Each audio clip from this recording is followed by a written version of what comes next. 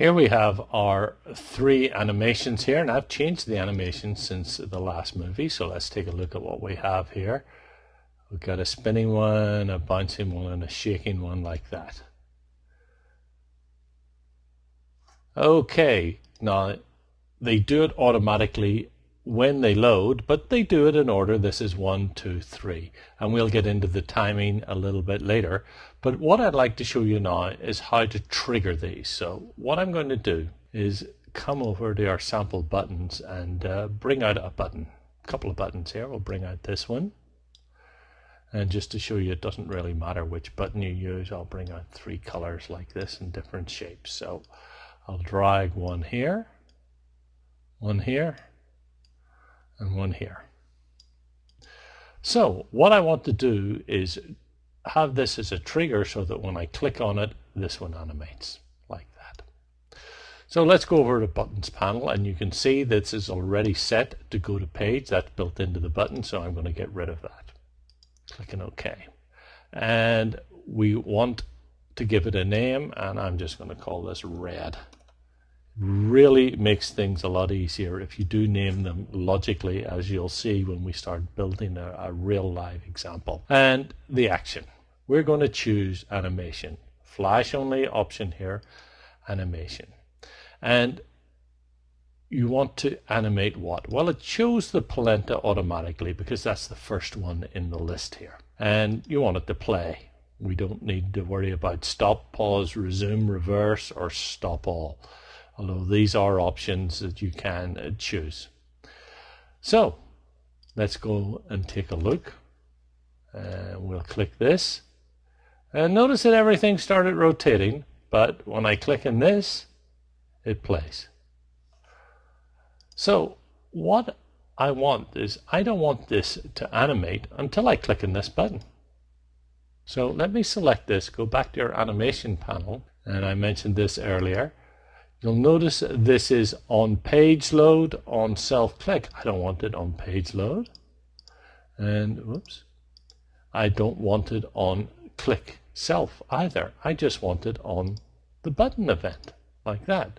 So let's see what happens now when I hit my animation. Now these two are going to go because I haven't changed these, but that polenta is still. But if I click on that, it animates it like this. So let's do the same with this. So let me select our button, come over here to our buttons panel. It's got to go to page, which we got to delete. Clicking OK. And then on release, let's say on rollover this time. So we will add an animation. We don't want it on the polenta this time, we want it on the ice cream. Now you can really start to see why it's important to name your buttons here. You got to make life easy for yourself. And we want it to play in this case. So let's go back here, click on this button here. And again, notice it came in automatically because we haven't changed that. But as soon as I roll over this button, it starts animating. So let me select this one, come over to our animation here, and turn off on page load like that.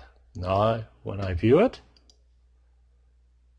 we've still got this one animating, but this one just animates when I click on it, and this one animates when I roll over it. Let's do one more option here. Here we'll select this one, and what I want to do here is go back to your animation, and I want to loop this one. I want it just to keep going. Let's see what happens here. So when I load like this, it's just bouncing away all day long. Okay, now I'll take my button, come over here, get rid of the go to page as we did before, and here we'll add an animation. We'll do it on the nachos, but this time we're going to choose stop. So we're going to say stop the nachos animation when we click on the button. We'll choose on click this time. You know what? I choose on release, so let me delete that one. I did kind of get that one wrong, but it's not a bad thing to do. You'll see how easy it is to make a mistake. You got to do everything in order. So on click, animation, nachos, stop. Okay, let's go to our preview button here. Notice that one rotates. On click, on rollover, stop. There it goes. Doesn't start it again because we didn't put that animation in there, but we can add another animation to this one. Let's click our button here and then we'll choose, let's say on rollover this time. We will add an animation and we will have our nachos play like that. So let's go back, look at it. Click on this button. There, he's bouncing away. Click, roll over. Click, roll over, click, roll over, click.